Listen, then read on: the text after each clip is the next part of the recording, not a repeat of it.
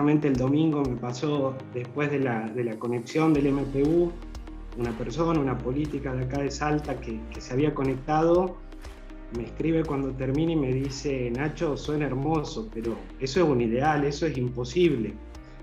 Y les admito que se me cayó toda la biblioteca, ¿no? Y tuve que empezar a hablar con el corazón y demostrar qué es lo que tenemos en el corazón, qué es eso en lo que creemos profundamente y que intentamos llevar a la práctica en nuestro trabajo diario, en nuestra acción política, como ciudadanos, como funcionarios de gobierno, como militantes, como teóricos, como académicos. Entonces, ese aporte que le queremos hacer a la política, como lo decía Lucia, que lo dice el Papa y que también lo dice en el llamamiento del MPU, que por los 20 años, por los 25 años, que voy a contar un poquito de eso al final, esa construcción de una mejor política. La política perfecta no existe, pero sí depende de nosotros la construcción de una mejor política. Entonces, ahora el desafío que nos propusimos fue, con 5 jóvenes, que tenemos entre los 6 un denominador común, que los 6 hemos sido alumnos de la Escuela de Formación Social y Política para Jóvenes, creo que todos en una etapa de formación en la que nos encontrábamos, y hoy los 6 nos encontramos en lugares de gestión, con una responsabilidad política en nuestras ciudades, en distintos lugares. Justamente la idea es esa, ¿no? Poder compartir cuáles aquellas cuestiones que vemos que es necesario cambiar para lograr una mejor política y cómo pensamos que tienen que ser los liderazgos para lograr ese objetivo. Entonces, ahora voy a presentar, cada uno se va a enfocar en un área puntual, a 5 amigos, 5 personas que, como dije recién, hemos sido alumnos de la escuela y hoy estamos también ejerciendo nuestra tarea y nuestra vocación política. En primer lugar, va a exponer Melissa Andrián. Melissa es de Entre Ríos, es docente de enseñanza media, es estudiante avanzada de sociología, y actualmente se desempeña como secretaria legislativa del Consejo Deliberante del municipio de Cerrito. Así que, Meli, tenés la palabra. Bueno, muchísimas gracias a todos, buenas noches. Soy Melissa Andrián, como bien presentó recién Nacho. Tengo 34 años, soy de la ciudad de Cerrito, un pueblo de 7.000 habitantes en la provincia de Entre Ríos, y trabajo como secretaria legislativa del Consejo Deliberante Municipal, y fui alumna de la Escuelita de Formación Social y Política ya por los años 2006 y 2007. 3 desafíos que enfrenta la política en la actualidad. Creo que uno de los grandes desafíos actuales estriba en reivindicar el valor de la política, de ese espacio o lugar o campo cuya importancia proviene del bien que custodia y por el cual debe velar, que es el bien común, el bien de la comunidad humana, sea esta una ciudad, una provincia, un país. De este fin proviene su relevancia y su trascendencia. El valor de la política se ve opacado por la corrupción, por la mala administración y por la búsqueda mezquina de intereses personales, entre otros muchos factores que todos conocemos. Un segundo desafío que entiendo atraviesa nuestra visión de la política tiene que ver con la persistencia de los problemas estructurales de nuestras sociedades, que operan como telón de fondo de gobiernos de distintas banderas que se suceden unos a otros, a veces sin dar respuestas genuinas a estos problemas, como son la desocupación, la pobreza, la exclusión. Esto ha generado un gran descrédito en el sentido no solo de la desvalorización hacia la política y hacia los políticos, sino también en el sentido de un descreimiento. Y otro desafío que actualmente creo que enfrenta la política tiene que ver con la distancia entre las estructuras políticas. Me refiero a los partidos políticos concebidos tradicionalmente como canales de expresión de ciudadanía, con sus proyectos e idearios, aun cuando muchos mutan en aparentemente nuevas expresiones, y la distancia que tienen estos aparatos con la ciudadanía, que se está expresando a través de sus propias banderas, causas y organizaciones. Lo percibo mucho al trabajar. Yo estoy en un pequeño consejo deliberante y suele ser frecuente que los ciudadanos que muchas veces quieren acercar alguna inquietud, alguna iniciativa, no lo hagan a través de sus representantes políticos, sino más bien lo hacen a título personal, a veces en representación de alguna organización, asociación civil o grupos de voluntarios.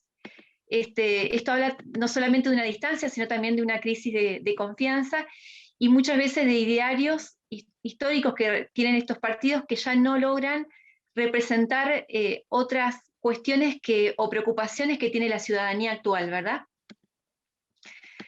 ¿Qué características frente a estos desafíos debería asumir un liderazgo?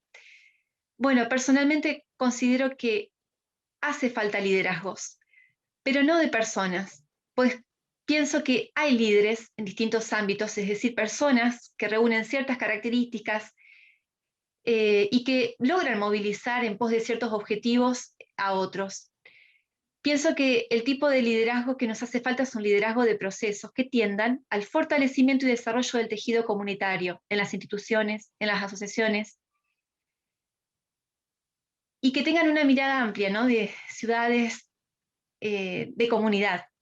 Liderazgos que no se concentren en una persona con dotes especiales, sino en grupos, en equipos y en la comunidad misma. Que no se concentren en sí mismos, sino que procuren distribuir y empoderar a través del diálogo, de la cooperación, de la comunión de dones, y que esto permita desarrollar las potencialidades y las capacidades intrínsecas de los equipos, de los grupos y de las comunidades.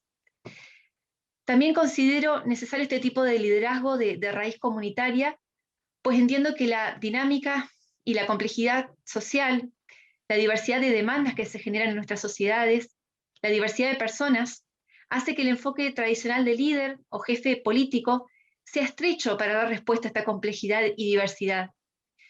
Es muy notorio incluso en gobiernos de pequeñas ciudades como la mía, donde hay una relación un poco más cercana entre quienes llevan adelante una gestión y la ciudadanía, donde hay ciertos paradigmas de relación intendente-pueblo que pueden haber funcionado muy bien en otra época donde primaba otra cultura política y social, pero que hoy ya no logran contener todas las expresiones de una sociedad viva que se mueve y expresa y demanda en múltiples esferas, lo que genera la necesidad de equipos de gestión que funcionen de forma articulada y eficiente, tanto en la planificación y gobierno diario de una ciudad.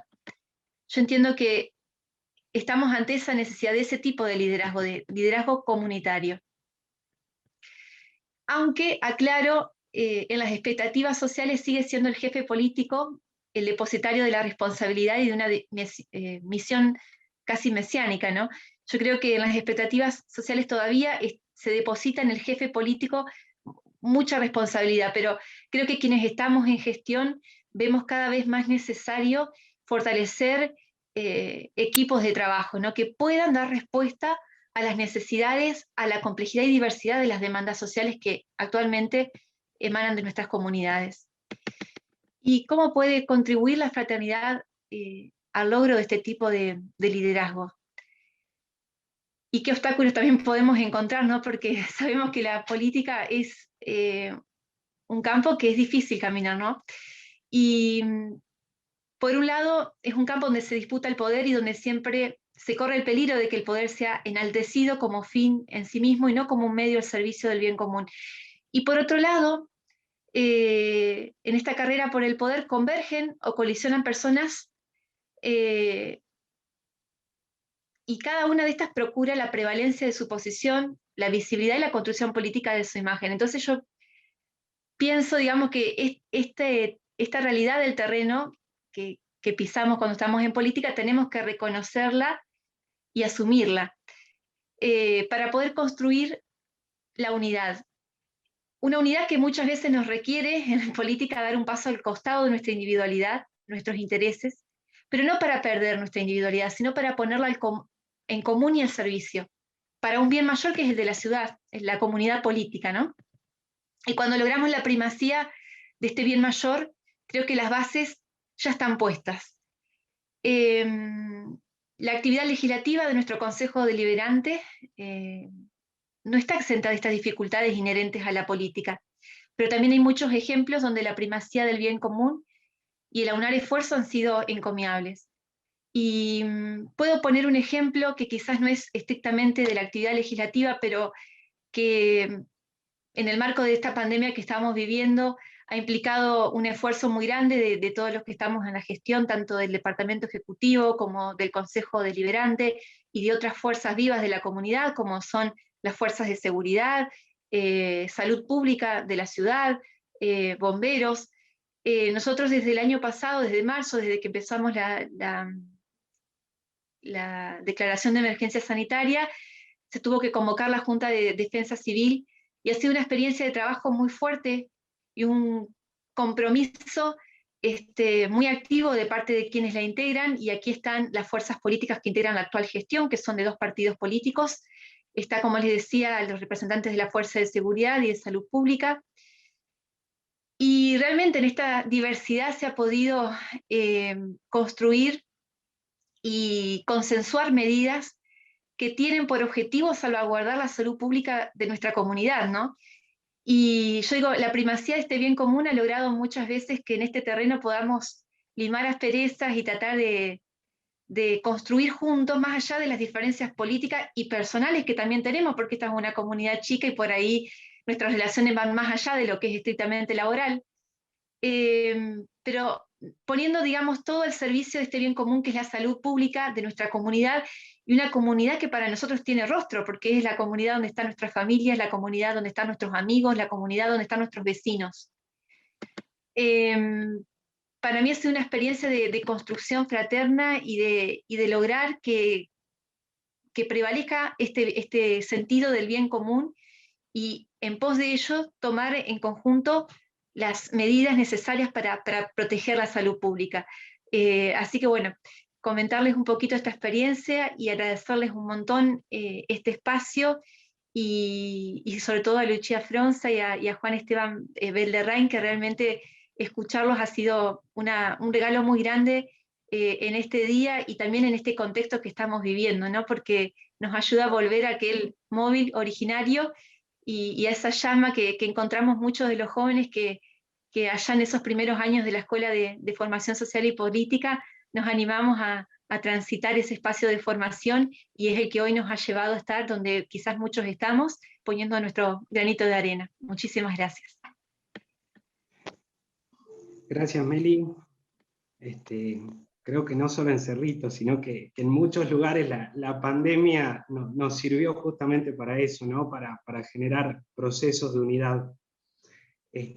Ahora seguimos, le voy a dar la palabra a Rodrigo Martínez.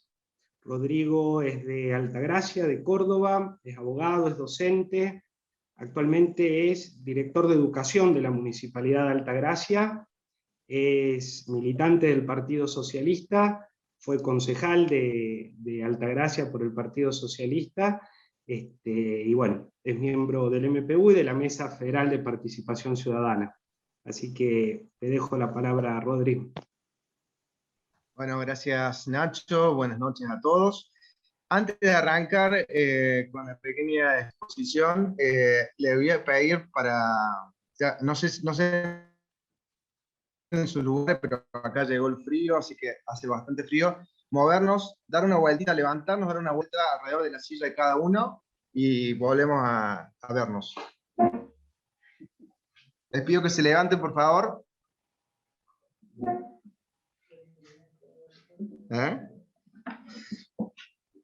Bueno, ahí en Salta son varios lugares. Bueno, simplemente agradecerles la invitación. Voy a tratar de ser breve para poder dar al resto de los compañeros. Quería decir algo también en este momento, leyendo uno de los comentarios en el chat. Me parece que es importante que también lo tengamos presente, la situación que está viviendo Colombia con la represión y demás. Me parece que bueno, es algo que pensándolo como parte de todo el mundo también, tener en cuenta esa situación. Como decía Nacho, pertenezco al Partido Socialista y he tenido 2 experiencias. Un lado como concejal en el Consejo Deliberante, representando el socialismo, siendo la segunda minoría, oposición a los dos partidos mayoritarios, el radicalismo y el peronismo, y en este momento me encuentro como director de educación en un frente electoral, se llama Hacemos por Córdoba, que es el frente entre el peronismo y el socialismo acá en Altagracia.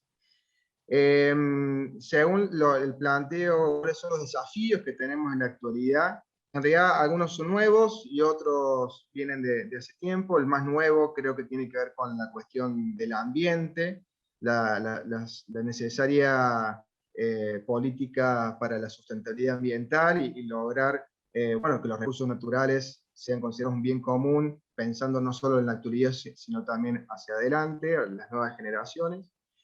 Y otros dos que, bueno, hay algunos que están más de moda, pero que en realidad son también históricos, que tienen que ver con la fragmentación social y política, la famosa grieta, esta situación de confrontación y conflicto permanente. Perdón, decía, el tercer desafío que tenemos creo que en la política tiene que ver con la pobreza, que afecta a la mitad de los argentinos, y conjunto con la pobreza, la gran desigualdad, ¿no? La gran desigualdad entre ricos y pobres en la distribución de la riqueza. ¿Cuáles son los desafíos, cuáles son los nuevos liderazgos para enfrentar estos desafíos, para enfrentar la grieta política, para enfrentar la desigualdad social, para enfrentar las problemáticas ambientales, que es fundamentalmente poner los intereses particulares por sobre los colectivos? Tomo algunas de las cuestiones que se dijeron, Lucía en principio, y el resto también lo planteó, la necesidad de la participación comunitaria, ¿no? Tener en cuenta lo que piensa, lo que siente y los intereses de la comunidad donde uno vive, ¿sí? No solo tener en consideración la opinión personal, sino también abrirse a escuchar a los otros. Y la otra cuestión me parece que tiene que ver con la característica del reconocer el otro, de reconocer la construcción política desde las coincidencias con el otro, ¿no? Yo les contaba en esta experiencia personal que fui opositor en el legislativo y ahora soy parte del oficialismo. Tanto como opositor como oficialista tengo una característica en común o se acerca, digamos. Cuando yo era opositor tenía una mirada constructiva tratando de aportar al gobierno, que era también del gobierno peronista, y en este momento dentro del oficialismo también tengo una mirada crítica, donde acompaño la gestión, pero también trato de considerar las cuestiones que no comparto, también aportar y dar una voz distinta, digamos, ¿sí? En ese sentido de construir a partir de las coincidencias, también hacer ver o reflejar las diferencias que tenemos, porque también es una forma de construyendo en este camino en común. Y retomo esta palabra de la necesaria unidad en la diversidad, ¿no? Creo que resume esto que estoy contando, de esta posibilidad de poder aportar la mirada del socialismo, en este caso, del partido al que pertenezco, en esta alianza donde este frente electoral, donde son mayoría otro partido, el peronismo, pero aceptan también la mirada que nosotros tenemos. Y da la casualidad, bueno, en este marco de la pandemia, en un área que es fundamental, que está hoy en discusión en todo el país, que tiene que ver con la educación, ¿no? Y en esta experiencia, desde la educación, siempre tratando también de escuchar al otro, de ponerse en el lugar del otro, de trabajar con el director de escuela, de trabajar con los docentes que están en una situación de mucha angustia, de mucha preocupación, de trabajar con las familias para que puedan estar acompañadas y cuidadas. Y bueno, y eso es posible porque entendimos desde nuestro espacio político lo importante de construir desde las coincidencias con otro partido que no compartimos todo, pero tenemos algunas cuestiones en común, y ocupar estos espacios desde la política, ¿no? Construir desde acá, junto con otros en esta comunidad. Bueno, si hay algunas preguntas, quedo ahí.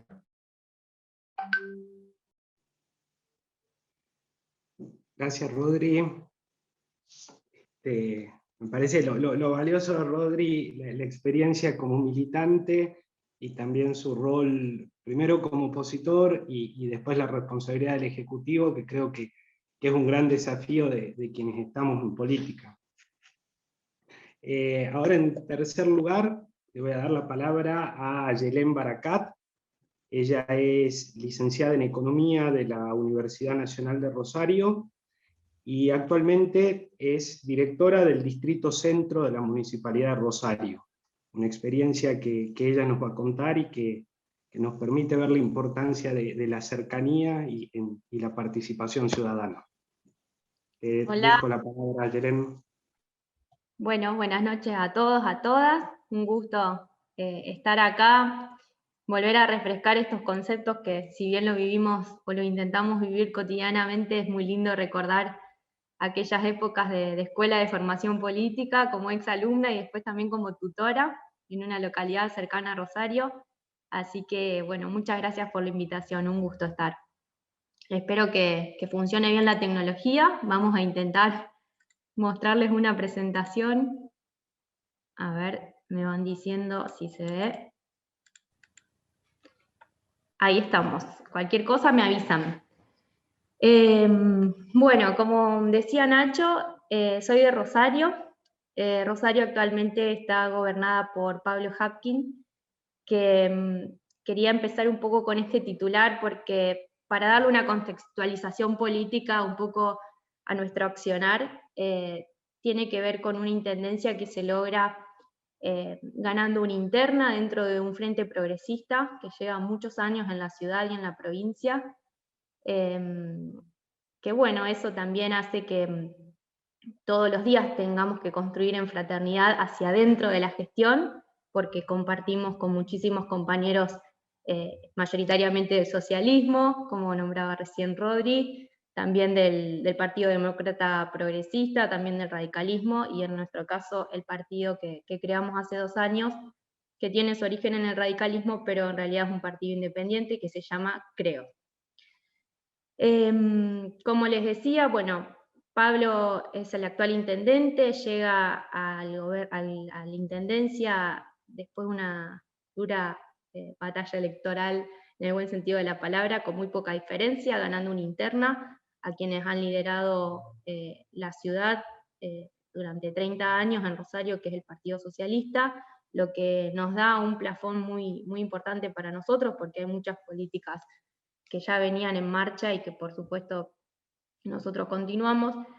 Y por otra parte se da también un contexto atípico donde la provincia deja de estar en manos del Frente Progresista y pasa a estar en manos del peronismo, por ende el signo político de la provincia es distinto al signo político de la ciudad más importante de la provincia, que no es capital de provincia. Así que bueno, un poco todo esto le da condimentos para la gobernabilidad y para implementar la fraternidad más que nunca, ¿no? Porque tanto hacia adentro de la gestión, donde hay militantes y funcionarios y personal también de planta de diferentes ideologías, como con nuestro vínculo y la necesidad de gobernabilidad que tenemos con el gobierno de la provincia. Así que bueno, un poco ponerlos en contexto de esto y mostrarles brevemente, a ver si se abre algo en palabras del propio intendente para que vean un poco nuestro posicionamiento político. A ver.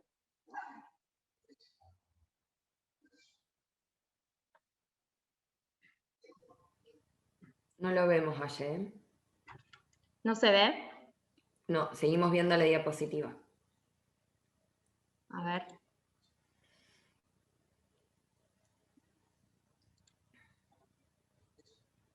A ver, creo que ahora lo van a poder ver.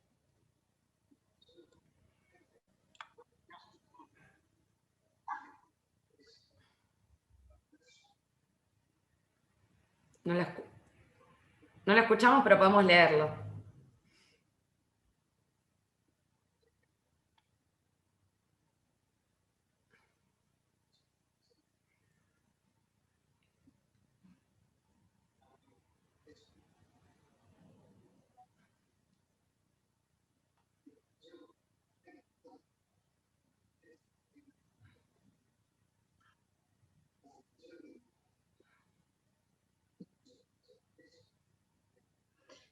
Bueno, espero que lo hayan podido leer, aunque no se escuchaba.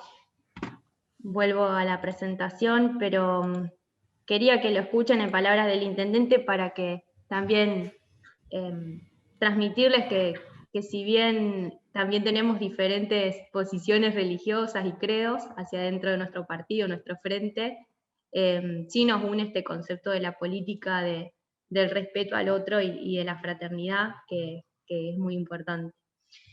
Bueno, en ese contexto es que asumimos en diciembre del 2019, en mi caso, al frente del Distrito Centro, que es este edificio hermoso que ven ahí en pantalla, que era una vieja estación de tren, que cumplimos el año pasado 15 años ya, así que Rosario es una ciudad ejemplo de descentralización, de cercanía, de participación.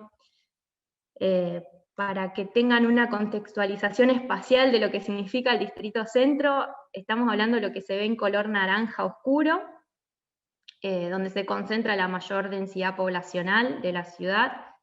Hay otros 5 distritos más, en total somos 6 distritos. A mí me toca estar a cargo del territorio que abarca el Distrito Centro, que para que tengan una idea es el 25% de la población. Estamos hablando de 1.200 manzanas, 140.000 viviendas, realmente una dimensión enorme. Para mí, obviamente, un gran desafío. Yo vengo de un pueblo que tiene 5.500 habitantes, así que el padrón de la facultad ya me parecía enorme, así que esta espacialidad mucho más, pero como siempre decimos, Rosario sigue teniendo muchas características de cercanía, y a veces decimos que es como un pañuelo porque nos vamos conociendo y entrecruzando en diferentes espacios. Obviamente el distrito está compuesto por un montón de barrios. Muchas personas piensan que cuando uno dice distrito centro se refiere al microcentro de la ciudad, y en realidad hay un montón de barrios, cada uno con su particularidad. Por eso también nosotros nos organizamos en áreas barriales y hacemos encuentros de participación con cada uno de los vecinos de esas áreas, como para intentar modificar ese entorno que a ellos les es mucho más cercano, porque dadas las dimensiones y la cantidad de gente que vive en la ciudad, tratamos de que la gente se sienta convocada, interpelada a transformar una realidad cotidiana, algo que conoce y que vive día a día. Entonces, bueno, en eso quería contarles que en el caso de los distritos, a partir de esta gestión, el área que los nuclea se denomina Secretaría de Modernización y Cercanía, un poco conjugando las dos cosas. Y bueno, desde ahí intentamos, a través de un equipo de cercanía que tenemos acá en el distrito, llegar a estos distintos vecinos, a estos distintos grupos de vecinos, tanto vecinos de a pie como representantes o referentes de instituciones o de organizaciones sociales. Con esto de la pandemia nos fue mucho más difícil, como les ha pasado a todos seguramente, así que esos consejos barriales o esos encuentros que eran presenciales se transformaron en encuentros virtuales por Zoom, pero no obstante seguimos adelante y tratamos de generar muy buenas experiencias colaborativas, participativas, y por supuesto atravesadas por la fraternidad desde mi punto de vista, porque la diversidad de ideas que hay entre estos vecinos y vecinas, creo que no se lo imaginan. Así que bueno, también tratando de involucrar al sector privado, a la sociedad civil, a distintos estamentos del Estado, que por supuesto tenemos distintas ideologías políticas también. Y bueno, en lo que respecta a estas experiencias colaborativas, como sinónimo de fraternidad y de unidad en las diferencias, quería compartirles dos. Una que se llama Florecen Murales, que bueno, este es el resultado de uno de los murales que se hizo. Esta experiencia surge en un consejo barrial, donde una persona comenta que su sueño era que su barrio tenga color, tenga cultura, tenga paredes lindas con murales, y otra persona donde plantea que este barrio, que se llama República de la Sexta, sea un poco más unido, porque tiene una configuración muy heterogénea. Hay un área muy urbanizada, hay un asentamiento también muy vulnerable en esta zona, y ahí está el área del CONICET y la ciudad universitaria. Así que en todo este barrio hay como realidades muy distintas, y pensábamos que a través de la cultura y estos murales que embellezcan el barrio, íbamos a poder también transmitir un sentido de unidad. Voy a tratar de mostrarles un videito mientras yo hablo de lo que fue este proyecto, donde menciona, ustedes van a ver todos los sponsors o asociados que tuvo, y que bueno, realmente habla del trabajo que hicimos mancomunadamente. Surge en un consejo barrial por 2 vecinas que no se conocían, y bueno, de esa manera empezamos a planificar y convocar. Por supuesto no teníamos recursos, como suele pasar en estas épocas también en los distintos estados locales, así que empezamos a pensar en empresas, en pinturerías, en aseguradoras, en gente del barrio que nos donara sus recursos, también a través de fondos privados que quisieran hacer un pequeño depósito. Y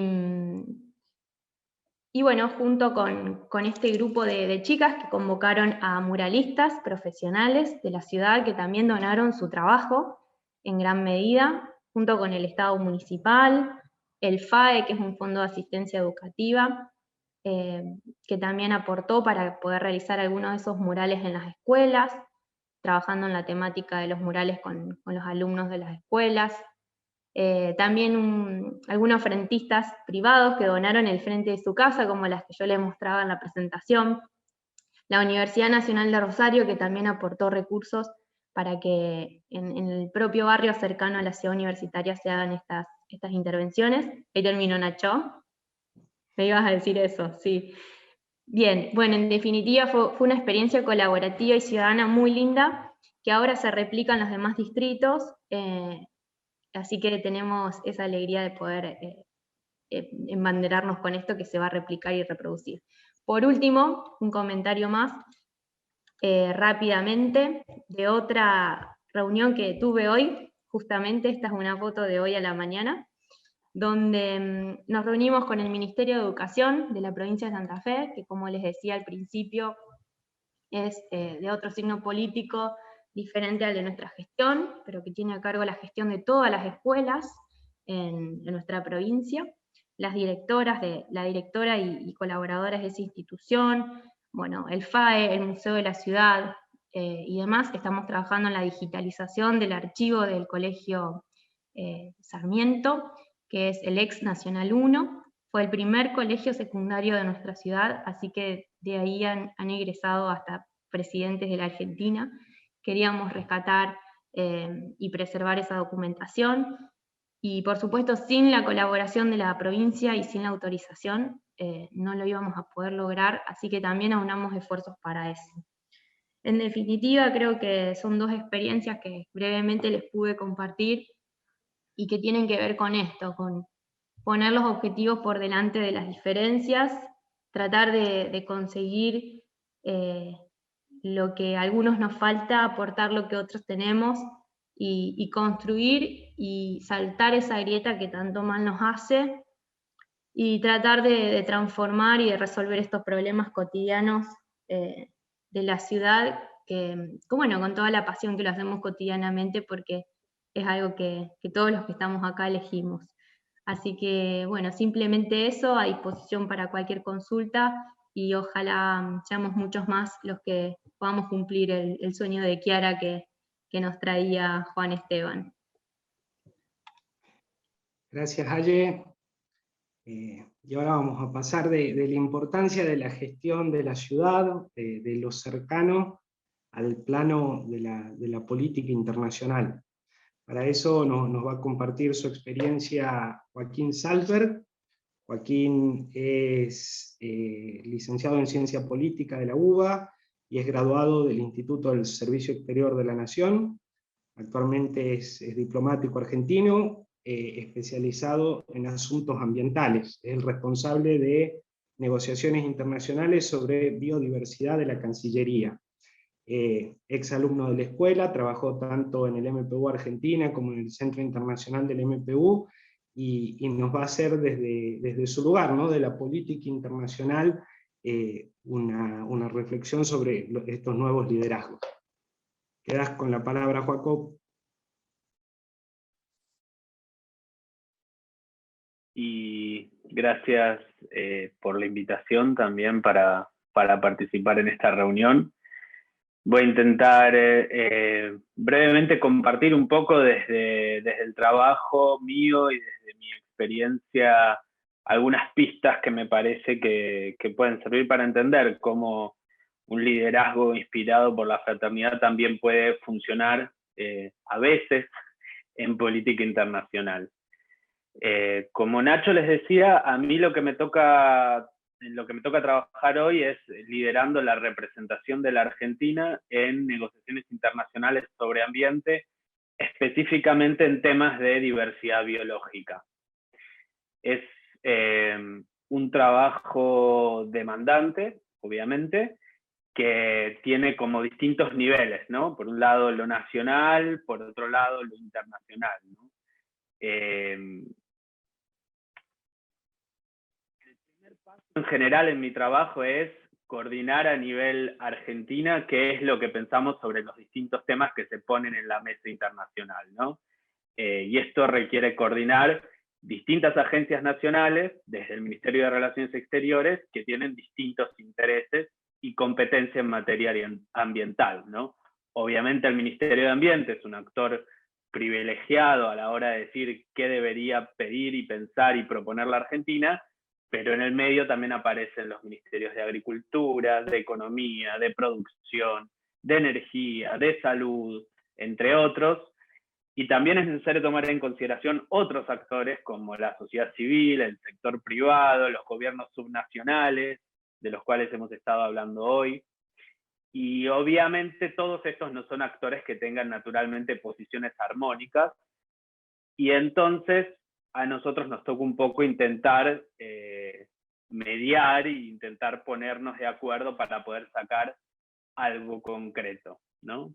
Y doy un ejemplo claro, por ejemplo, que en este momento se está debatiendo para que se entienda cómo todos tienen algo que decir y que pedir, ¿no? En este momento se está intentando debatir una meta mundial de cuánto el mundo va a proteger de la superficie del planeta, ¿no? Cuánto va a ser un área protegida, por decirlo así, un porcentaje. Y ahí, obviamente, el Ministerio de Ambiente tiene un interés, que es, bueno, cierto nivel de conservación, pero además necesita plata para hacerlo. Después, en el fondo, las áreas protegidas van a estar en territorio de provincias y de municipios, o sea que ahí va a haber otros intereses. Después esas áreas van a restar espacio, por ejemplo, de zonas productivas. Entonces, son muchos intereses complejos que hay que ir articulando.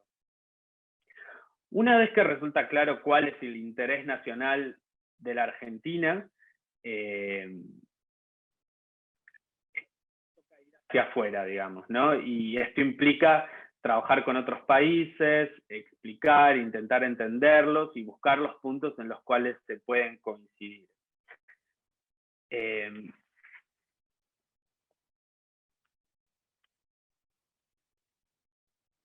Acuerdos ambientales, ¿qué sucede? Las decisiones se tienen que tomar por consenso, ¿no? Entonces, básicamente, esto pone una presión extra al desafío de construir unidad, ¿no? Básicamente se necesitan 190 y tantos países que se pongan todos de acuerdo, y solo de esta forma se pueden tomar decisiones. No es como un parlamento donde se vota y bueno, si reunimos la mayoría que se requiere, esto se aprueba, ¿no? Necesitamos un consenso entre todos, esas suelen ser las reglas de procedimiento. Y ahí empiezan a saltar todavía más complejidades de las que ya había mencionado a nivel nacional, ¿no? Porque, por ejemplo, empiezan a surgir muy claramente las asimetrías entre países desarrollados y países en desarrollo, ¿no? No es lo mismo, por ejemplo, la capacidad de un país rico para poder imponer o movilizar su agenda en la negociación y que los temas que le interesan sean los visibles, o que tiene equipos técnicos muy numerosos y puede caer a una reunión con 90 personas para intentar negociar, o que puede financiar estudios para justificar científicamente lo que ellos quieren promover, que la que podemos tener países tal vez de desarrollo medio, como la Argentina, ¿no? Que vamos con suerte con 5 delegados a una reunión, o incluso la que tienen países muchos más pobres, pero que igual obviamente tienen todo el derecho a participar y a intentar valer su opinión en esa negociación, y que en última instancia van a tener responsabilidad para implementar lo que se acuerde, ¿no?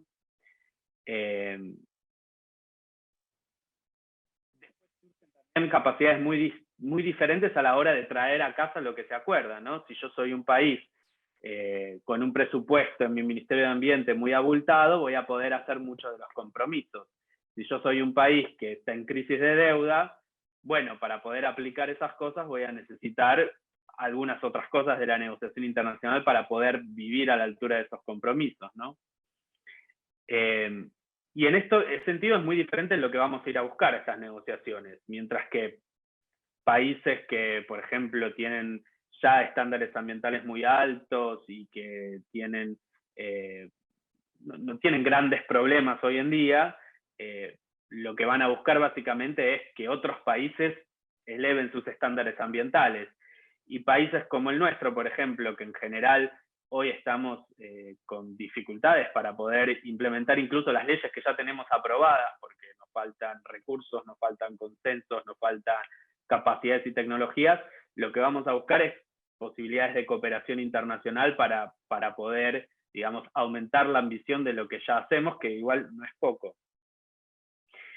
Y lo que se me ocurrió un poco era compartir cómo, intentando en este contexto poner en práctica un liderazgo inspirado en la fraternidad, uno busca algunas respuestas, ¿no? Porque en general cuando la gente piensa en negociaciones internacionales, lo que yo me encuentro, y más en negociaciones ambientales, es que la gente está abrumada, ¿no? Básicamente, y se pregunta para qué sirven en el fondo, ¿no? Porque son un montón de charlas y conferencias una tras de la otra y nunca queda claro qué surge. Y ante esta complejidad que les contaba, muchas veces incluso para el negociador mismo que va y se sienta en la banca del país, donde dice Argentina, digo, cuando me toca a mí, que en el fondo soy uno de los que tiene uno de los 195 votos, digamos, para decir, también le cuesta entender qué es lo que va a poder sacar en limpio de estos procesos. Y me parece que en un liderazgo fraterno, digamos, hay ciertas pistas de cosas que se pueden ir logrando, ¿no? En primer lugar, yo mencionaba el desafío de formar una posición nacional sobre estos temas, ¿no? Y coordinar tantos intereses diversos que hay en un mismo país sobre qué es lo que va a decir, qué es lo que se va a decir hacia afuera. Y la primera alternativa que se le aparece a un Ministerio de Relaciones Exteriores, que en el fondo es el que decide lo que se dice de la puerta para afuera, ¿no? Es cerrar el juego y definir yo solo, con mi pequeño grupo, qué es lo que vamos a decir. Eso sería lo más fácil. Porque obviamente los intereses de ambiente, agricultura, energía y la sociedad civil, etcétera, no son casi nunca coincidentes, muy pocas veces. Pero a las veces tengo que decir sinceramente que las veces que nos tomamos el trabajo de escuchar, de sentarnos todos juntos, de intentar que las diferentes carteras cedan y se pueda acordar en conjunto, bueno, en esta oportunidad vamos a pedir esto y en la próxima, si logramos avanzar un poco más, vamos a pedir lo otro y proponer lo otro, se encuentran obviamente resultados más ricos, no solo para presentar posiciones más complejas, sino que también resultan más útiles en el contexto de diálogo con otros países, ¿no? Porque uno logra presentar posiciones que son más balanceadas. Y al mismo tiempo, para favor de uno, digamos, lo que uno logra es armar equipos más numerosos y que cuando va a estas negociaciones no esté tan solo y puede estar más acompañado y defender sus posiciones de una forma más concreta. O sea que se logra cierta unidad nacional, por decirlo de alguna forma, que es tanto productiva hacia afuera como después hacia adentro, porque una vez que vienen los resultados internacionales, hay un trabajo que es el epílogo, digamos, que es interiorizar esos acuerdos a nivel nacional. Y si uno hizo un buen caminito a nivel nacional, que tiene que ver justamente con poner en práctica claves de la fraternidad, ese alineamiento nacional-internacional se vuelve más fácil. Luego yo me refería al desafío de ir con esta posición a lograr acuerdos con otros países en esta heterogeneidad y complejidad que existe en el escenario internacional. Y ahí me parecía que es importante entender, primero que nada, desde dónde es que parte un negociador, digamos, en una negociación internacional. En el mail que nos habían mandado para la reunión decía como, bueno, decí primero de qué partido político sos, ¿no? Y entonces yo lo que pensaba es, en política internacional no existen partidos políticos. Tal vez en la Unión Europea existen las grandes familias de partidos, pero la verdad es que en el sistema de Naciones Unidas no hay partidos políticos. Lo que existen son países, ¿no? Y entonces es importante para mí siempre recordar que mi partido en una negociación internacional es la Argentina, primero que nada. Pero luego, obviamente, hay distintas cercanías y ciertas afiliaciones, ¿no? Primero que nada, los países vecinos, el resto de América Latina, después el resto de los países en desarrollo. Y después claramente está el otro, ¿no? En las negociaciones de ambiente en general hay un claro clivaje, país desarrollado, país en desarrollo, ¿no?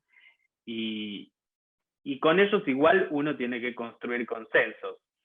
Así que, e intentar actuar, y uno no puede, y me voy apurando porque Nacho me va apurando, y uno no puede ser ingenuo ante esta realidad porque se juegan muchos intereses, no es una cuestión de que como negociador te pasen por arriba básicamente por ser el buenito.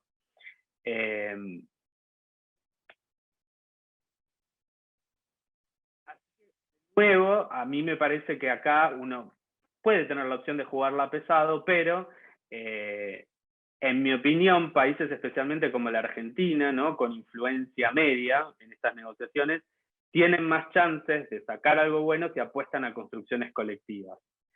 Y de ahí, de nuevo, poner en práctica un estilo de liderazgo fraterno sirve para construir confianza, para generar empatía, para encontrarse con los otros, no solo porque es algo noble, sino también porque suele ser productivo, básicamente, ¿no?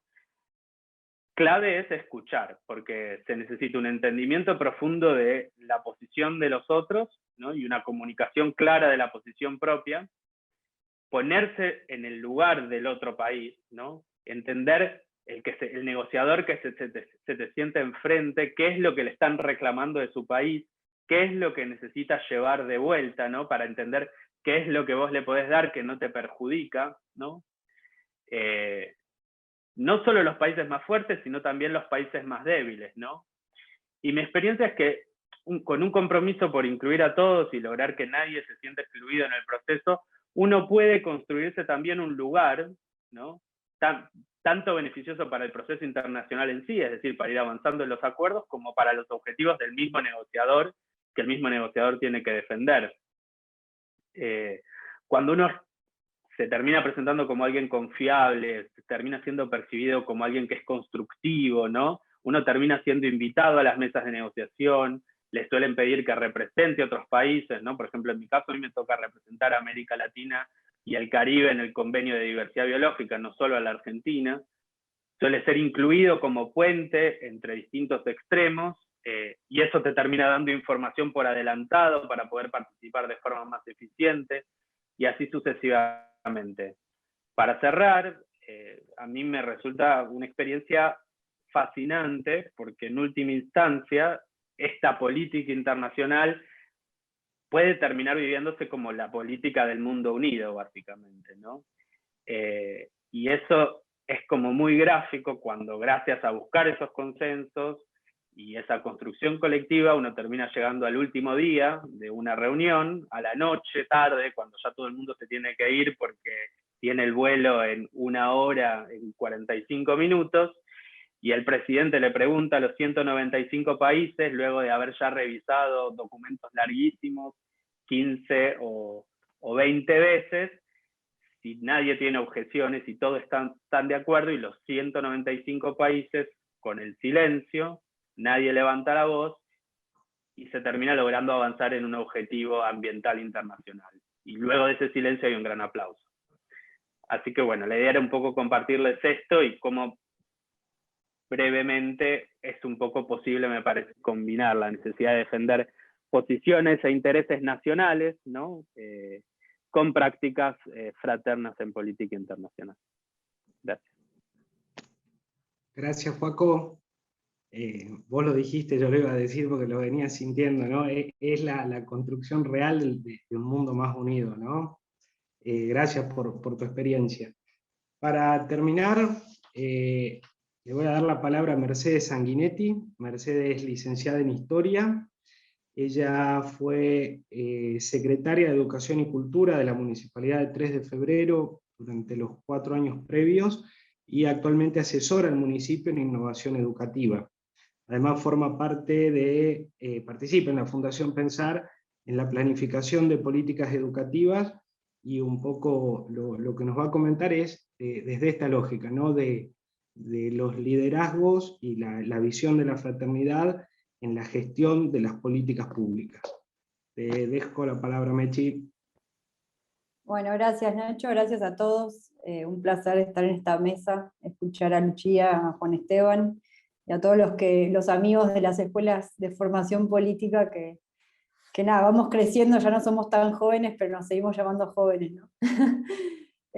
Así que nada, bueno, como dijo Nacho, yo estuve en la Municipalidad de 3 de Febrero, en el conurbano bonaerense, los últimos 4 años como secretaria de Educación y Cultura.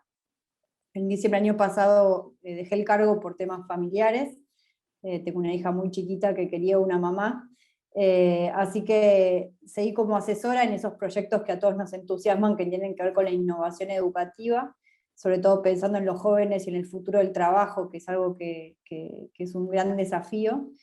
Y quería compartir con ustedes, porque voy a ser muy breve, porque ya es muy tarde y estamos cansados, y voy a usar los 6 minutos que me dijo Nacho que teníamos, lo que fue la experiencia dos experiencias, una que fue gestionar la pandemia, el cierre de las escuelas, el desafío de entregar alimentos en una zona del conurbano. Nosotros en el municipio teníamos cuando se cierran las escuelas seguimos entregando bolsones de alimentos en las escuelas donde antes había comedores, y teníamos el desafío de entregar 27.700 bolsones de comida por mes, eso eran 500 toneladas de comida por mes, a todas las familias que tenían hijos en las escuelas estatales, de gestión estatal.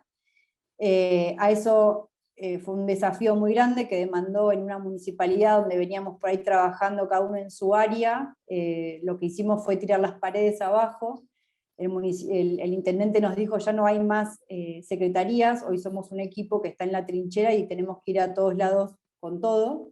Así que fue trabajar juntos, Secretaría de Atención al Vecino, Trabajo y Producción, Deportes, todos en lo que fue la entrega de los bolsones primero, y eso fue poner un equipo y trabajar más equipo que nunca, lo cual la pandemia hizo que nosotros que veníamos trabajando hace 3 años y que habíamos atravesado una campaña política que para nosotros fue muy dura, realmente nos olvidáramos que cada uno tenía un sector del que ocuparse o un área de la que ocuparse, y trabajar todos mancomunadamente en esto que era armar los bolsones y repartir los bolsones con los docentes y con los directores.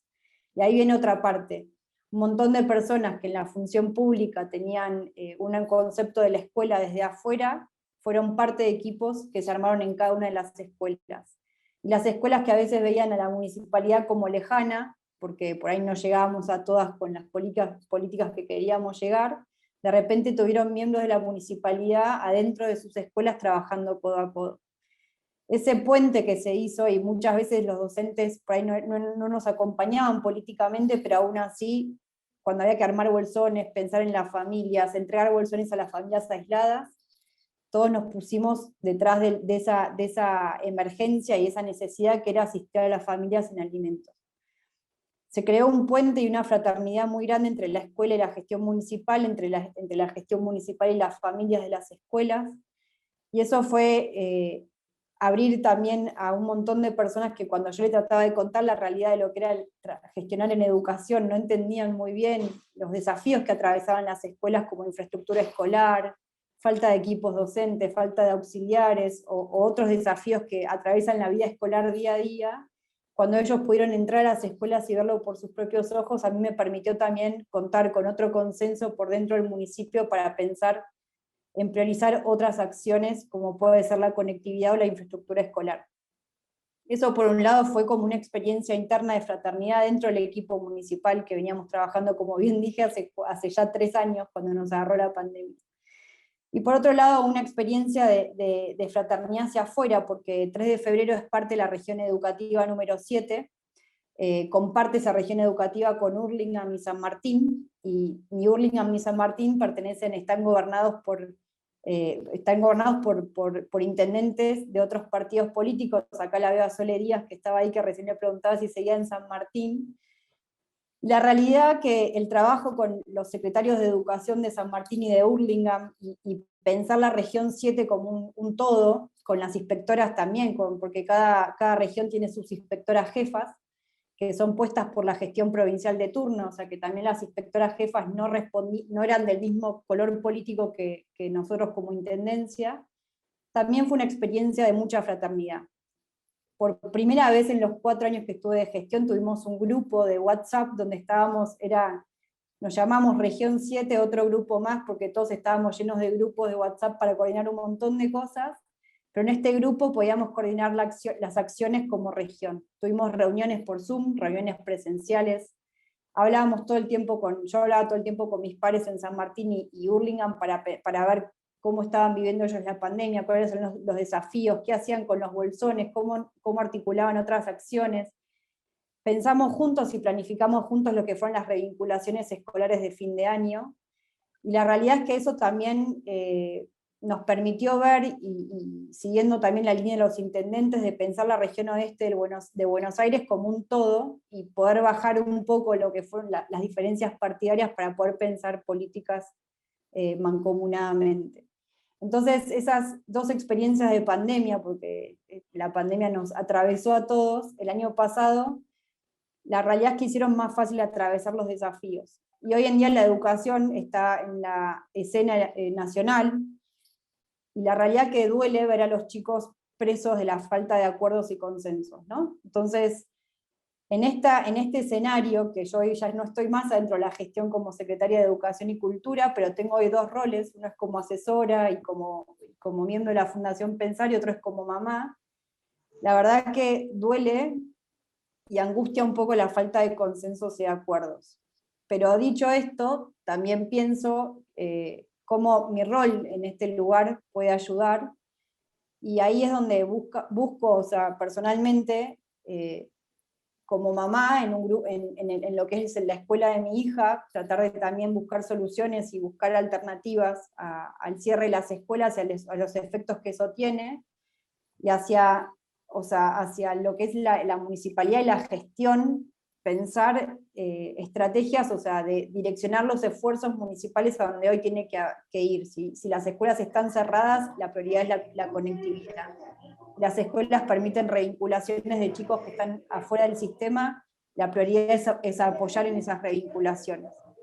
Y tratar de buscar entre todos más propuestas y menos acusaciones cruzadas, porque la realidad es que tanto la salud como la educación, y yo soy una defensora de la apertura de las escuelas y que las escuelas tienen que ser lo último en cerrar, aún así, o sea, la educación y la salud merecen que todos encontremos con mucha creatividad y como artesanos, porque creo que cada lugar tiene una realidad diferente. Ahí me hago eco de las palabras de Lucía: hay que ser artesanos en una pandemia para gestionar el conurbano bonaerense, y la provincia de Buenos Aires y la ciudad de Buenos Aires y el AMBA y todo lo que es el desafío. Hay que ser artesanos y hay que pensar, o sea, mi visión es que hay que pensar, fortalecer desde la municipalidad hacia la provincia y desde la provincia hacia la municipalidad.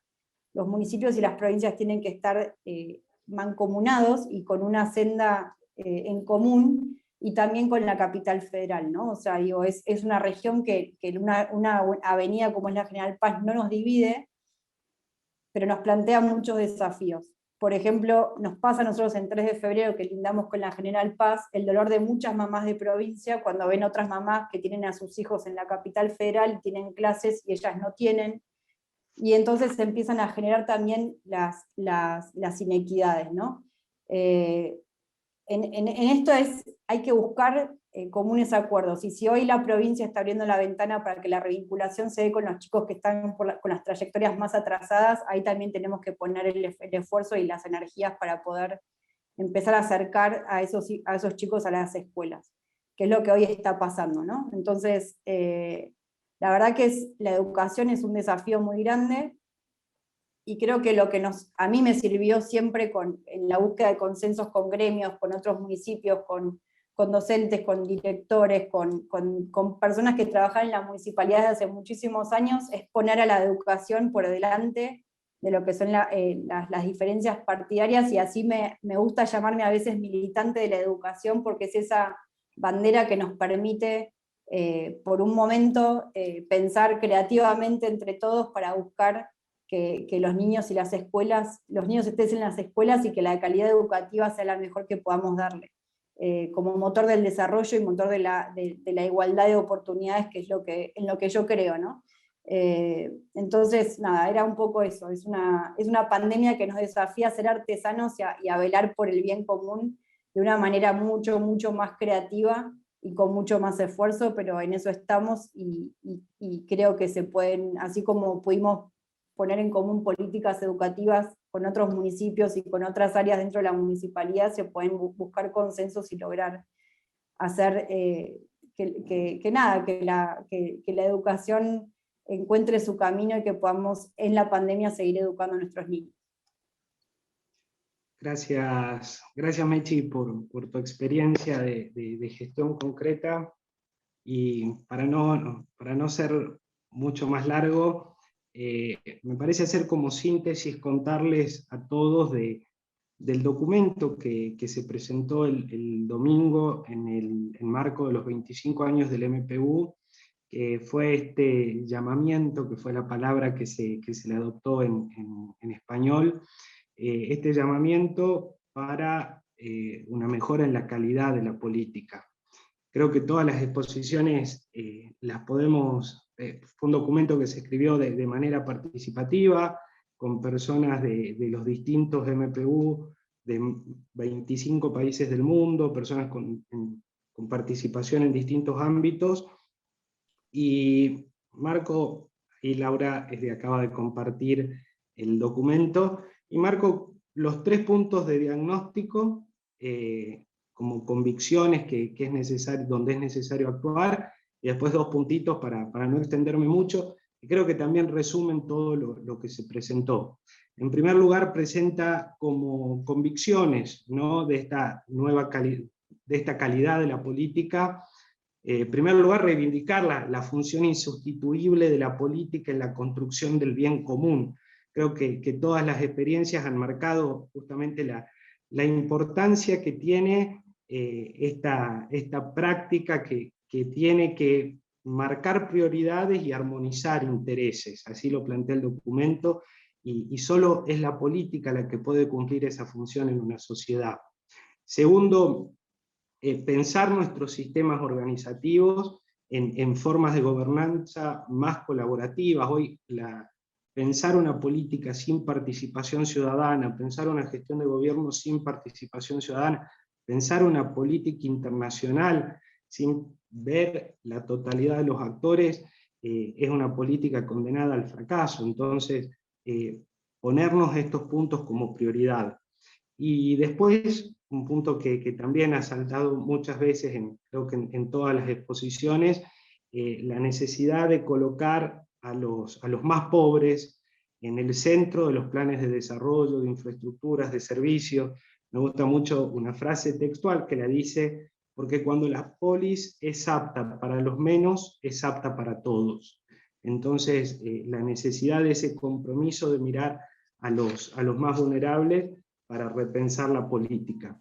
Y a partir de ahí, 2 puntos, ¿no? Esta cuestión de una mejor política, porque no existe la política perfecta, donde pensemos en pensar nuestras prácticas de la política, todas aquellas cosas que denigran y que le hacen daño a la política, ¿no? La corrupción, el uso de las personas con fines electorales y un montón de prácticas que lamentablemente en nuestra región están muy instaladas, poder cambiar ese paradigma y después asumir este paradigma de la fraternidad en esta lógica del atrevernos a cuidar. Yo creo que muchos, yo soy uno de los tantos que quedamos impactados con aquel discurso de Luchía en el Senado de la Nación, cuando ella habló de los dolores de nuestras ciudades.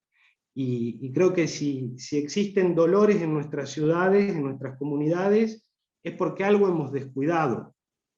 Entonces este atrevernos a cuidar, este dare to care, nos tiene que animar en ese sentido a ir a sanar aquellas cuestiones también en nuestros vínculos políticos, porque algo que yo siempre lo rescato y digo, nuestras diferencias como dirigentes de la política o como actores de la política tienen un origen común en nuestra vocación política que nos tiene que llevar a resolverlo, que son justamente los dolores de nuestras ciudades.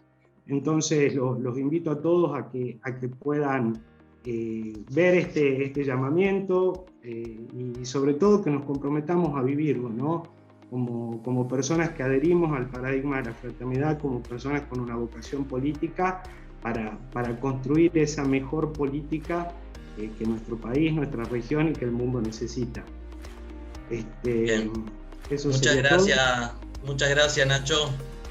Realmente una síntesis muy importante y valiosa.